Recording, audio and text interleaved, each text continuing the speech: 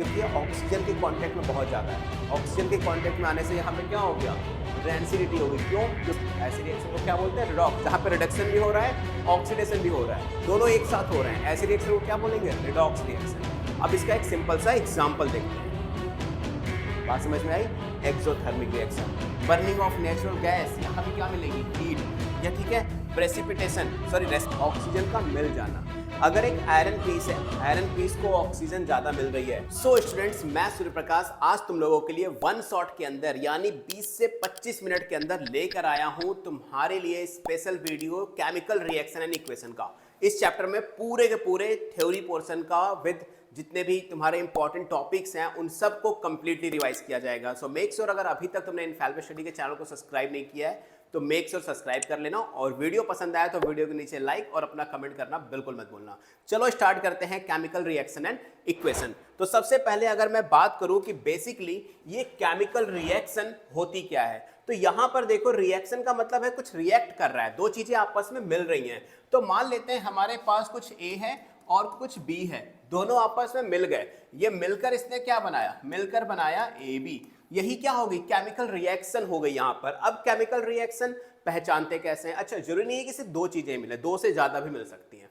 Chemical reaction पहचानेंगे कैसे? Chemical reaction को पहचानने के कुछ तरीके हैं। पहला, यहां पर उसके स्टेट में चेंज होने को मिल सकता है, सॉलिड है तो लिक्विड, लिक्विड है तो गैस, गैस है तो सॉलिड, अगेन ये इंटरचेंज तुम्हें देखने को मिल सकता है। दूसरा, कलर में चेंजेस आ सकते हैं। तीसरा, रिएक्शन के लास्ट में तुम्हें गैस रिवॉल्यूट होते हुए मिलेगी, यानी गैस रिलीज होती हुई दिख जाएगी, या फिर उसके टेम्परेचर में चेंज आ जाए। ये एक बेसिक सिम्टम्स है, बेसिक क्राइटेरिया है, इससे पता चलता है कि केमिकल रिएक्शन हो रही है। क्लियर? अब केमिकल रिएक्शन समझ में आ गया तो हमें यह भी समझना पड़ेगा कि केमिकल इक्वेशन क्या होती है।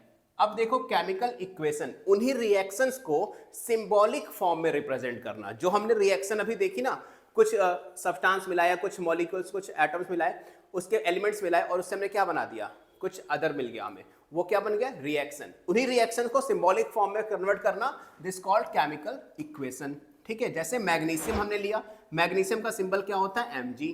ऑक्सीजन लिया, ऑक्सीजन का सिंबल क्या होता है, O। यानी ऊपर वाली क्या है, केमिकल रिएक्शन, यानी मैग्नीशियम और ऑक्सीजन को मिलाया तो हमारे लिए बन गया मैग्नीशियम ऑक्साइड। अब हमने मैग्नीशियम का Mg और O को रिएक्ट किया तो क्या बन गया, MgO यानी मैग्नीशियम ऑक्साइड। तो सिंपल ये है रिएक्शन और ये है इसी रिएक्शन की केमिकल इक्वेशन। समझ में आ गया केमिकल इक्वेशन क्या होती है? यहां पर एक टॉपिक पॉइंट आता है ये वाला। इस पॉइंट में बेसिकली है क्या, तो यहां ध्यान से देखो, जैसे Mg के बगल में S लिखा हुआ है तो S का मतलब होता है सॉलिड, ठीक है। O के बगल में G लिखा हुआ है, G का मतलब होता है गैस।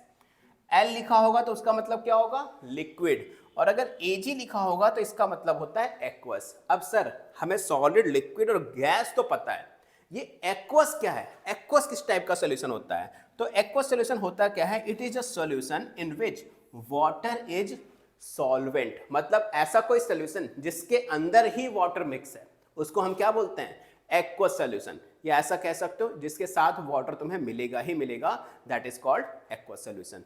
तो ये लिखा करो, ये लिखने से तुम्हारे मार्क्स और अच्छे मिलेंगे, ठीक है।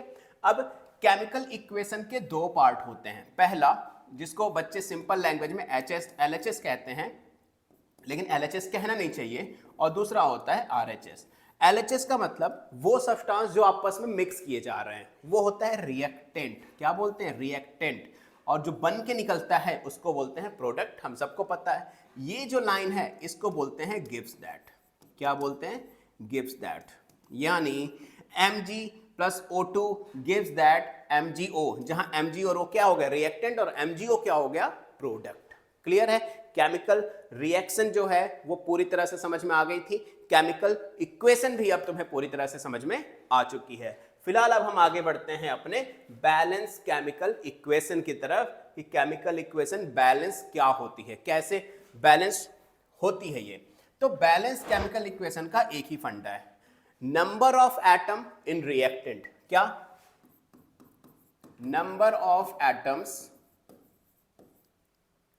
in reactant is equal to number of atoms in product। दोनों साइड पे रिएक्टेंट की जो सॉरी एटम्स की जो वैल्यू है, जो नंबर है, जो काउंटिंग है, वो हमेशा क्या होनी चाहिए, इक्वल होनी चाहिए। फिलहाल हमारे पास दो एग्जांपल है, दोनों एग्जांपल से चलो इसको समझते हैं। देखो Zn कितना है यहाँ पे 1, हाइड्रोजन कितना है 2, S कितना है 1, O कितना है 4। ठीक है, ये हो गया हमारा कौन सा साइड, रिएक्टेंट साइड। ये कौन सा साइड है, प्रोडक्ट साइड। रिएक्टेंट साइड में Zn कितना है 1।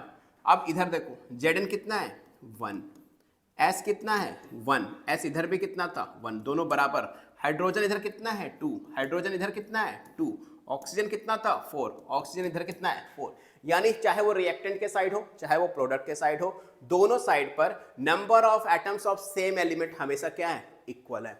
ठीक वैसा ही एक और एग्जांपल है, तुम लोग इस एग्जांपल को देखकर मुझे कमेंट करके बताओ कि क्या ये बैलेंस है या नहीं है। वीडियो को पॉज कर लो और कमेंट जरूर करना, बैलेंस्ड या फिर अनबैलेंस्ड। चेक करो और मुझे बताओ। फिलहाल हम आगे बढ़ते हैं, आई होप आप सबने कमेंट कर दिया होगा। अब हम आगे बढ़ते हैं टाइप्स ऑफ केमिकल रिएक्शन की। तो देखो बहुत तरह की केमिकल रिएक्शन होती है, डिपेंड ऑन कि उसको करने का या उसको रिएक्शन को होने का फिनोमिना क्या है, या उसमें कौन सी स्पेसिफिक चीज है जो हो रही है, जिसकी बेसिस पे हम केमिकल रिएक्शन को कैटेगराइज करते हैं। पहला आता है combination reaction, decomposition reaction, displacement reaction, double displacement reaction, precipitation reaction और रिडॉक्स रिएक्शन। ठीक है, सबसे पहले हम आते हैं अपने कॉम्बिनेशन रिएक्शन के ऊपर।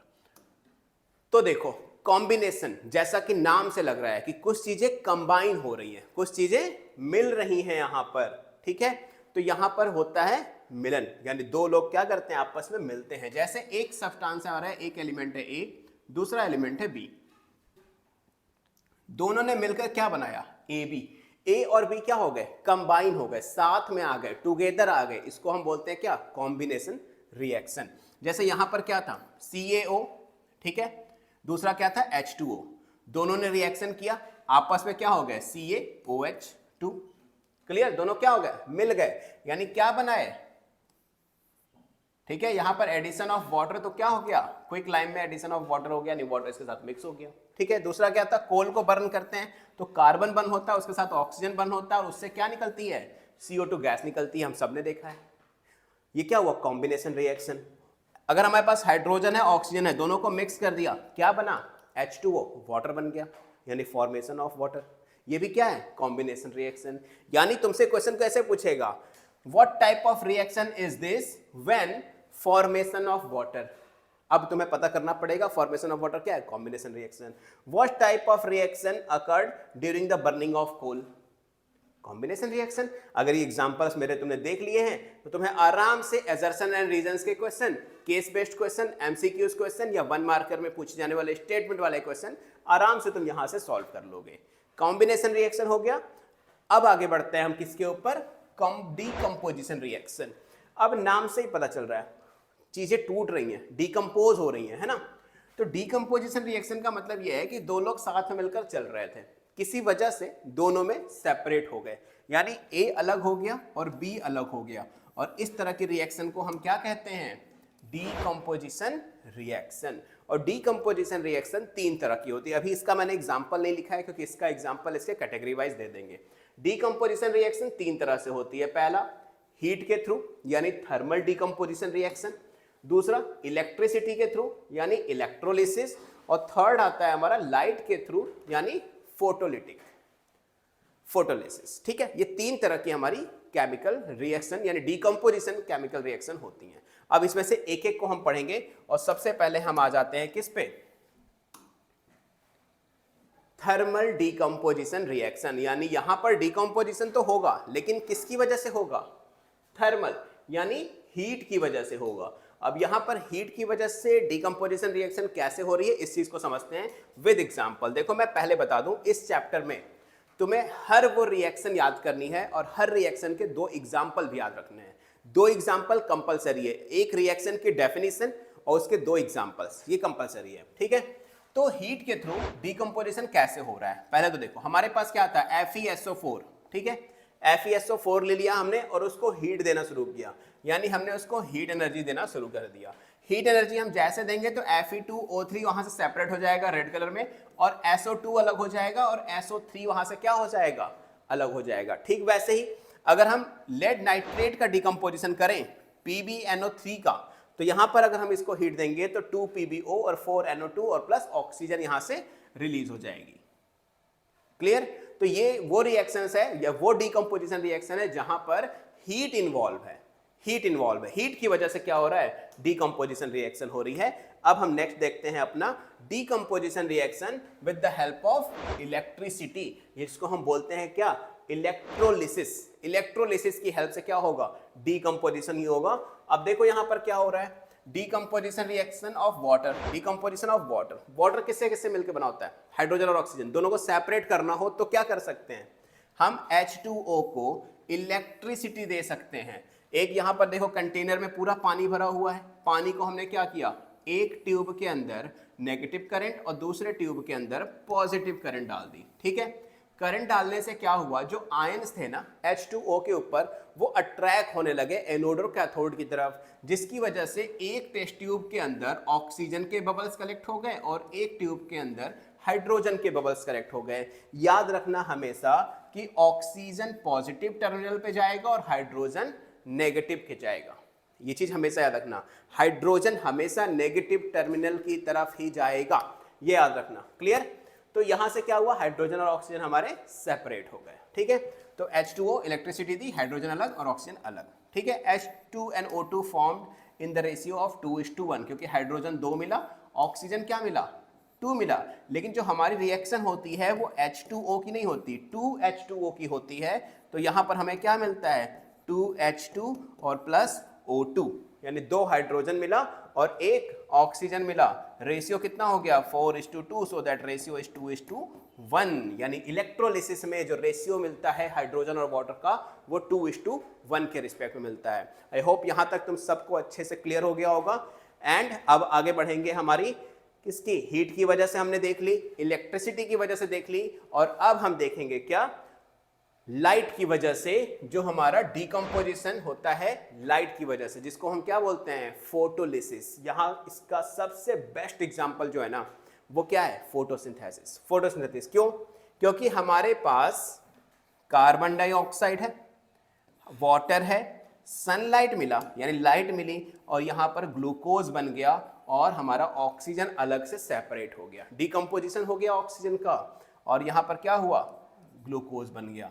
यानी sunlight is a best example, और यहाँ पर फोटोसिंथेसिस का एग्जांपल आप लिख सकते हो। तो एक ही रिएक्शन याद कर लो फोटोसिंथेसिस का, तुम्हारे काम आ जाएगा। ठीक है, तो डबल डिकम्पोजिशन रिएक्शन समझ में आ गई, तीनों टाइप की, with the help of electricity, heat और लाइट। तीनों की वजह से जो हमारे डिकम्पोजिशन रिएक्शन होते हैं वो प्रॉपरली समझ में आ चुके हैं।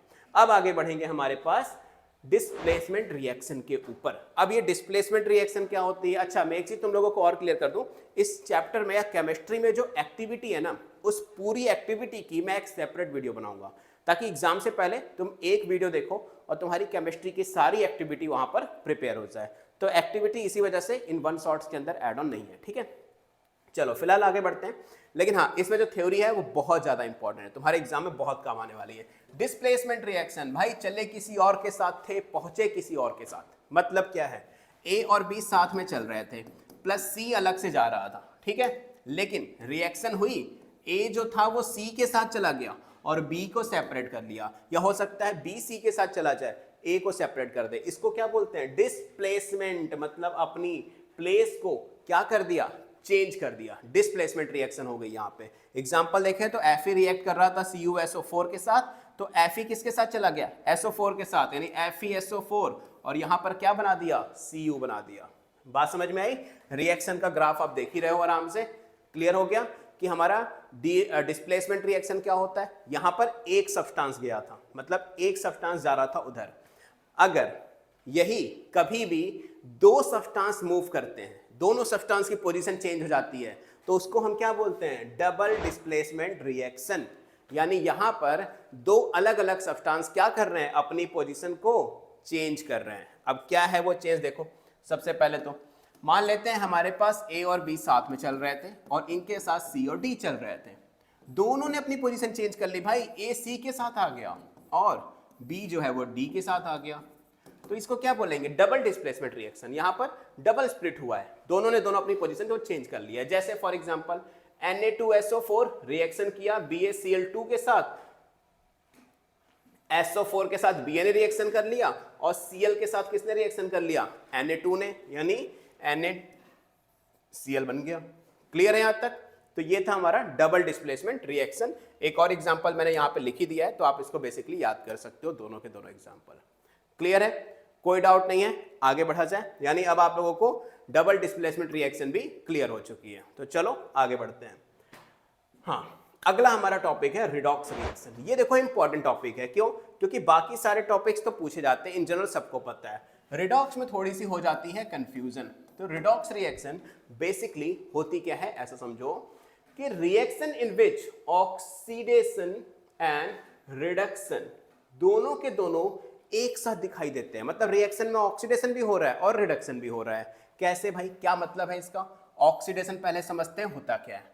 तो ऑक्सीडेशन का मतलब होता है कि किसी भी रिएक्शन के अंदर ऑक्सीजन का बनना, ऑक्सीजन का होना, बनना नहीं होना, यानी एडिशन ऑफ ऑक्सीजन कह लो, या तो फिर हाइड्रोजन का रिलीज होना, या तो फिर हाइड्रोजन का रिलीज होना, या तो ऑक्सीजन ऐड हो या तो हाइड्रोजन रिलीज हो।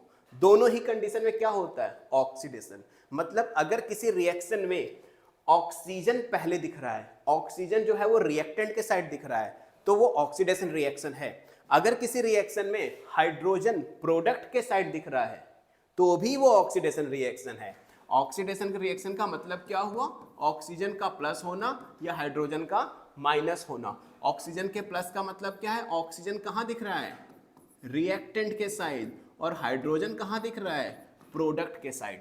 तो समझ जाना कि वो रिएक्शन कौन सी है? ऑक्सीडेशन रिएक्शन है। ठीक इसका रिवर्स कर लो, वो हो जाती है हमारी रिडक्शन रिएक्शन, यानी रिमूवल ऑफ ऑक्सीजन। यानी ऑक्सीजन का क्या हो रहा है?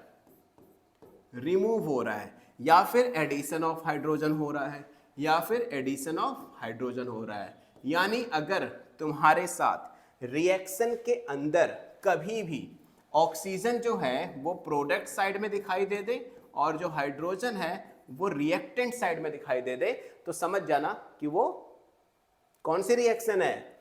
रिडक्शन रिएक्शन है। अब देखो मैंने क्या बताया था ऑक्सीडेशन में, ऑक्सीजन कहाँ होना चाहिए? रिएक्टेंट के साइड में। ऑक्सीजन रिएक्टेंट के साइड में क्या हो रहा है? प्लस हो रहा है। तो ये रिएक्शन कौन सी हो गई? ऑक्सीडेशन। ठीक है। दूसरा, इस रिएक्शन में देखो हाइड्रोजन कहाँ हो रहा है? प्रोडक्ट के साइड में है, सॉरी हाइड्रोजन कहाँ है? रिएक्टेंट के साइड में। क्या हो रहा है? प्लस। हाइड्रोजन कहाँ है? रिएक्टेंट के साइड में। क्या हो रहा है? प्लस। रिएक्शन कौन सी? Reduction reaction. बस। अब कभी कभी कोई इक्वेशन ऐसी आती है जिसमें ये दोनों ही मिल जाते हैं, ऑक्सीडेशन और रिडक्शन दोनों ही हमें देखने को मिलते हैं। ऐसी सिचुएशन में क्या होता है? ऐसी सिचुएशन में हम उसको बोलते हैं रिडक्शन प्लस ऑक्सीडेशन। रिडक्शन का रेड ले लो, ऑक्सीडेशन का OX ले लो, बन क्या जाता है? Redox reaction. ऐसी रिएक्शन को क्या बोलते हैं? रिडॉक्स। जहां पे रिडक्शन भी हो रहा है, ऑक्सीडेशन भी हो रहा है, दोनों एक साथ हो रहे हैं, ऐसी रिएक्शन को क्या बोलेंगे? Redox reaction. अब इसका एक सिंपल सा एग्जाम्पल देखते हैं। तो देखो रिएक्शन में होगा क्या, हम ले लेंगे अगर Fe और इसका रिएक्शन करवा देंगे O2 के साथ, किसकी प्रेजेंस में? वाटर की प्रेजेंस में, यानी H2O की प्रेजेंस में। तो हमें मिलेगा क्या? हमें मिल जाएगा Fe2O3। क्या मिल जाएगा? Fe2O3। हाँ, हालांकि रिएक्शन बैलेंस नहीं है, बट इसको हम बैलेंस करने के लिए क्या कर सकते हैं? 2Fe और Fe दोनों साइड हो गया। ऑक्सीजन यहाँ पर कितना है? 2 और यहाँ कितना है? 3। और प्लस हो सकता है हाइड्रोजन इसमें क्या हो जाए? रिलीज हो जाए। ठीक है, हाइड्रोजन रिलीज हो जाएगी। तो ये हो गई हमारी इक्वेशन। अब यहाँ पे कहाँ पे रिडक्शन हो रहा है, कहाँ पे ऑक्सीडेशन हो रहा है, ये समझना बहुत जरूरी है। तो ध्यान से देखो, अगर हम इस रिएक्शन को ऑक्सीजन से यहां पर ले जाए, मतलब यहां पर क्या हो रहा है? ऑक्सीजन का क्या हो गया? यहां पर ऑक्सीजन का क्या हो गया? रिमूवल हो गया, यानी ये क्या हो गया? रिडक्शन। ये क्या हो गया? रिडक्शन। क्लियर। लेकिन अगर इसी रिएक्शन को हम Fe को यहां पर ले जाएं, तो ऑक्सीजन का क्या हो रहा है? एडिशन। क्या हो रहा है? एडिशन। मतलब यहां क्या हो गया? ऑक्सीडेशन। क्लियर हो गया। तो इस रिएक्शन को हम क्या बोलेंगे? इस रिएक्शन को हम बोलेंगे रेडॉक्स रिएक्शन। क्यों? क्योंकि यहां पर ऑक्सीडेशन और रिडक्शन दोनों ही हमें देखने को मिल रहा है। तो आई होप ये रिडॉक्स रिएक्शन क्लियर हो गई होगी, जो कि एक लिटरली बहुत ही इंपॉर्टेंट टॉपिक है, जैसा कि मैंने अभी बताया था। तो चलो आगे बढ़ते हैं और समझते हैं चीजों को, अगले लेवल को। तो ऑक्सीडेशन हमारी डेली लाइफ में क्या रोल प्ले करता है? तो देखो बहुत ही इंपॉर्टेंट टॉपिक है, समझना इस चीज को। ऑक्सीडेशन हमारी डेली लाइफ में दो तरह से हमारे काम को खराब करता है। पहला, मेटल्स पे अलग तरह से वर्क करता है और फूड आइटम्स पे अलग तरह से वर्क करता है। ऑक्सीडेशन का मतलब ऑक्सीजन का एड ऑन हो जाना, ऑक्सीजन का मिल जाना। अगर एक आयरन पीस है, आयरन पीस को ऑक्सीजन ज्यादा मिल रही है तो भाई वो कोरोजन, रस्टिंग ये सब देगा, है ना, रस्टिंग बनाएगा, आयरन को रस्ट कर देगा, किसी मेटल को डीके कर देगा पूरी तरह से। लेकिन वही अगर हम रैंसिडिटी की बात करें तो रैंसिडिटी बेसिकली होती क्या है? फूड आइटम्स जो होते हैं ना, the oxidation of fat and oils when exposed to the air is known as rancidity. Rancid कर देता है, खराब कर देता है, सड़ा देता है। जैसे हमारे पास अगर कोई एप्पल है, ठीक है, और वो एप्पल बेसिकली एयर के कांटेक्ट में आकर, ठीक है, क्या हो जाए? खराब हो जाए। हमने एप्पल को काट देते हैं तो थोड़ी देर बाद खराब हो जाता है, क्यों? क्योंकि वो रैंसिड हो जाता है, रैंसिडिटी, ऑक्सीजन के कांटेक्ट में आ जाता है। ठीक वैसे ही कोई आयरन पीस बहुत देर तक, बहुत दिनों तक, सालों तक अगर ऑक्सीजन के कांटेक्ट में है तो वहां पर भी रस्टिंग जम जाती है, यानी कोरोजन जम जाता है। क्लियर है ये चीज? तो ये बेसिक एग्जांपल्स हैं जो कि हमारे डेली लाइफ में ऑक्सीडेशन का एक बेस्ट एग्जांपल है। ठीक है, अब आता है हमारे पास ऑक्सीडाइजिंग एजेंट। अब ऑक्सीडाइजिंग एजेंट होता क्या है? जैसे तुम सबने पटाखे तो छुड़ाए ही होंगे, अनार भी छुड़ाया ही होगा। अब अनार को अगर हम पानी के अंदर छुड़ाएं तो क्या वो जलेगा? हाँ बिल्कुल जलेगा। क्यों? क्योंकि अनार को या कोई भी जो पटाखे होते हैं ना, उसके खुद के पास ऑक्सीडाइजिंग एजेंट होता है, जो अगर ऑक्सीजन ना भी मिले तो उसको ऑक्सीजन प्रोवाइड करता है, जिसकी वजह से क्रैकर्स जलते रहते हैं, जल्दी बुझते नहीं हैं। यानी ऑक्सीडाइजिंग एजेंट क्या करता है? जो ऑक्सीजन प्रोवाइड करने का काम करता है। It is a substance which give oxygen और गेन हाइड्रोजन, और it is the substance which reduced itself and oxidize other. अपने आप को खत्म करता है और अपने साथ वाले को क्या करता है? ऑक्सीडाइज कर देता है, ऑक्सीजन दे देता है, जैसे कि पटाखों के अंदर लगा रहता है। तो इसको हम क्या बोलते हैं? Oxidising agent. क्लियर है? चलो इसका एक एग्जांपल समझते हैं। अब तो एक इक्वेशन लिखते हैं और इक्वेशन से समझते हैं कि बेसिकली होता क्या है। तो अगर मैं एक इक्वेशन ले लूं 4NH3, ठीक है, और इसमें ऐड ऑन कर दूं ऑक्सीजन यानी 5O2, तो यहां पर हमें मिलेगा क्या? NO मिल जाएगा सबसे पहले तो, और NO के साथ और क्या मिल जाएगा हमें? वाटर मिल जाएगा, H2O। अब H2O यहां पर कितना मिल जाएगा? 6H2O मिल जाएगा। ठीक है, ये एक रिएक्शन हो गई। अब इसी एक रिएक्शन के अंदर मैं दोनों के एग्जांपल देता हूं, ठीक है, ऑक्सीडाइजिंग एजेंट का भी और रिड्यूसिंग एजेंट का भी। अब सबसे पहले देखो, यहां से अगर मैं यहां पहुंच रहा हूं तो हो क्या रहा है? यहां पर हो रहा है ऑक्सीडेशन हो रहा है। क्या हो रहा है? ऑक्सीडेशन। कंफर्म है? अभी मैंने एक्सप्लेन किया था थोड़ी देर पहले, ये ऑक्सीडेशन हो गया। और अगर यहां से यहां पर पहुंचू तो क्या हो रहा है? मतलब 5O2 से यहां पर पहुंचू तो यहां क्या हो रहा है? रिडक्शन हो रहा है। क्या हो रहा है? रिडक्शन हो रहा है। क्लियर? यहां पर ऑक्सीडेशन हो रहा है, यहां पर रिडक्शन हो रहा है। अब जहां पर ऑक्सीडेशन होता है ठीक वहीं पर याद रखना रिड्यूसिंग एजेंट होता है। मतलब ऑक्सीडेशन में ही तुम्हें क्या मिलेगा? रिड्यूसिंग एजेंट मिल जाएगा। ये क्या हो गया? ये हो गया रिड्यूसिंग एजेंट यानी ये क्या कर रहा है? ऑक्सीडाइज करने का काम कर रहा है। और यहां पर जहां पर रिडक्शन हो रहा है, रिडक्शन में जो होगा ये क्या हो जाएगा? ऑक्सीडाइजिंग एजेंट का काम कर रहा है। किसका काम कर रहा है? ऑक्सीडाइजिंग एजेंट का काम कर रहा है।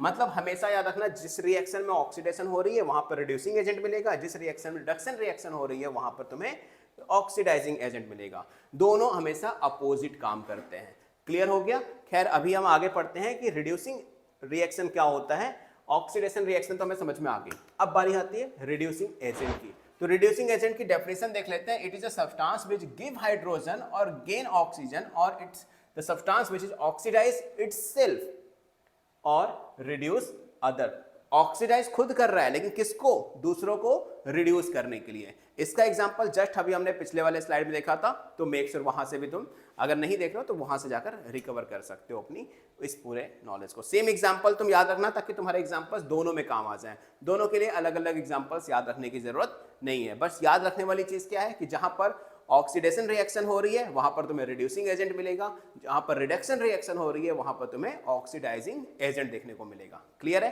फिलहाल अब आगे बढ़ते हैं और हमारे पास जो टॉपिक आता है एक्सोथर्मिक रिएक्शन। अब ये एक्सोथर्मिक रिएक्शन क्या होता है? एक्सोथर्मिक मतलब कुछ चीजें एग्जॉस्ट हो रही हैं। एक्सोथर्मिक रिएक्शन का मतलब है किसी भी रिएक्शन के प्रोडक्ट वाले साइड में, किसी भी रिएक्शन के प्रोडक्ट वाले साइड में अगर हमें किसी भी तरह की एनर्जी देखने को मिल रही है, चाहे वो हीट एनर्जी हो, लाइट एनर्जी हो, कैसी भी एनर्जी हो, तो उस रिएक्शन को हम क्या बोलते हैं? एक्सोथर्मिक रिएक्शन, जो एनर्जी को रिलीज करता है। बात समझ में आई? जैसे बर्निंग ऑफ कोल, यहां पर क्या होती है? हीट मिलती है, तो heat is a form of energy, यानी बर्निंग ऑफ कोल क्या हो गया? एक्सोथर्मिक रिएक्शन हो गया। बात समझ में आई? Exothermic reaction. Burning of natural gas, यहां भी क्या मिलेगी? हीट। या ठीक है, प्रेसिपिटेशन, सॉरी रेस्पिरेशन, रेस्पिरेशन में लास्ट में क्या मिलता है? एनर्जी मिलती है। बात समझ में आई? रेस्पिरेशन में तो वहां भी एनर्जी मिलती है, तो रेस्पिरेटरी रिएक्शन भी क्या हो गई? हमारी एक्सोथर्मिक रिएक्शन हो गई, क्योंकि प्रोडक्ट के साइड में हमें एनर्जी देखने को मिल रही है। क्लियर हो गया? क्लियर है? चलो आगे बढ़ते हैं। अब हमारा जो नेक्स्ट टॉपिक है that is called endothermic reaction. इसका भी सिंपल सा फंडा है, अगर हमारी जो एनर्जी है वो या तो रिएक्टेंट के साइड में हो या तो गिव्स दैट के ऊपर हो, मतलब हमें उस रिएक्शन को करने के लिए एनर्जी देनी पड़ रही है। अब जब एनर्जी उसमें इन्वॉल्व है, एनर्जी उसमें लग रही है, तो उसको हम बोलेंगे एंडोथर्मिक रिएक्शन। देखो इसमें भी एनर्जी क्या हो रही है? लाइट एनर्जी देनी पड़ रही है, इसमें हीट एनर्जी देनी पड़ रही है, तब ये रिएक्शन जाके अकर हो रही है, यानी ये रिएक्शन कौन सी हो गई? एंडोथर्मिक रिएक्शन हो गई। ठीक है, नाम पर मत जाना कि एंडो तो एंड में मिलेगा हमें रिएक्शन ना। एक्सोथर्मिक, एग्जॉस्ट हो गई भाई, पूरी तरह से निकल गई एनर्जी, एग्जॉस्ट होना, एक्सोथर्मिक। क्लियर है? यानी एक्सोथर्मिक जब एनर्जी रिलीज हो, एंडोथर्मिक जब एनर्जी इन्वॉल्व हो। क्लियर? चलो आगे बढ़ते हैं। अब आता है कोरोजन, जो हमने अभी ऊपर पढ़ा था। कोरोजन को थोड़ा सा डिटेल में देख लें, क्योंकि एग्जाम में पूछा जाता है। तो एक ऐसा स्लो प्रोसेस होता है जो बेसिकली एटमॉस्फेयर से वाटर वेपर या कह लो वाटर के मॉलिक्यूल्स ले लेता है और ऑक्सीजन की प्रेजेंस में ये काम होता है। और जब इसको वाटर और ऑक्सीजन मिलते हैं तो कोई भी मेटल, खासकर आयरन, वो कोरोजन के फॉर्म में होने लगता है, यानी उसकी जो लेयर्स है ना वो धीरे धीरे लेयर पाउडर फॉर्म में निकलने लगती है, और इसी को हम बोलते हैं कोरोजन। जैसा कि आप इस निडल में देख रहे हो, जो रेडिस रेडिस लगा हुआ है ना, ये सारी चीजें, ये रेडिस रेडिस, ये सब क्या है? कोरोजन है। धीरे धीरे ये पाउडर बनेगा, पाउडर बन के जब गिर जाएगा तो उसको हम बोलते हैं क्या? रस्टिंग। और जब ये रस्टिंग के फॉर्म में आएगा तो इसकी लाइफ बेकार, खत्म, निडल किसी काम की नहीं रही। तो कोरोजन क्लियर हो गया। अब आते हैं हमारी रेंसिडिटी, जो हमने वहां एक टॉपिक देखा था जिसका मैंने एग्जांपल दिया था। ये एक सेब है, एप्पल, जिसका हाफ पोर्शन देखो क्या हो रहा है? खराब हो रहा है। क्यों? क्योंकि ये ऑक्सीजन के कांटेक्ट में बहुत ज्यादा है। ऑक्सीजन के कांटेक्ट में आने से यहाँ पे क्या हो गया? रेंसिडिटी हो गई। क्यों? क्योंकि इसमें फूड आइटम्स है, ऑयल हो सकता है, फैट हो सकता है, या कोई भी फूड आइटम अगर बहुत देर तक ऑक्सीजन के कांटेक्ट में रहता है तो उसमें रेंसिडिटी होती है। मतलब ये धीरे धीरे एक तरह का रस्टिंग ही है, ये भी मतलब कोरोजन ही है, लेकिन ये फूड आइटम्स का कोरोजन है, ऐसा समझ सकते हो। क्लियर है?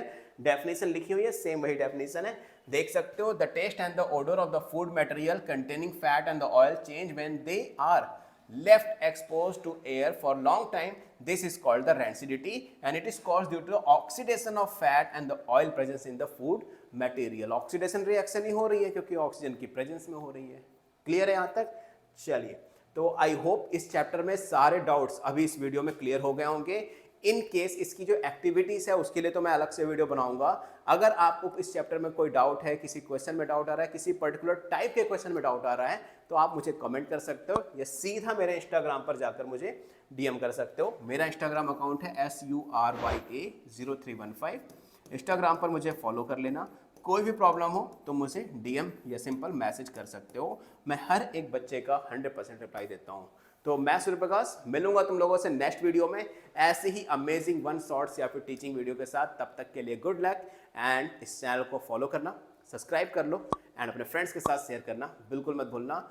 और कमेंट करके बताना कि तुम्हें और किस टाइप की वीडियोस चाहिए जो तुम्हारे बोर्ड एग्जाम के लिए बहुत ज़्यादा हेल्प करें। सो गुड लक, मिलते हैं नेक्स्ट वीडियो।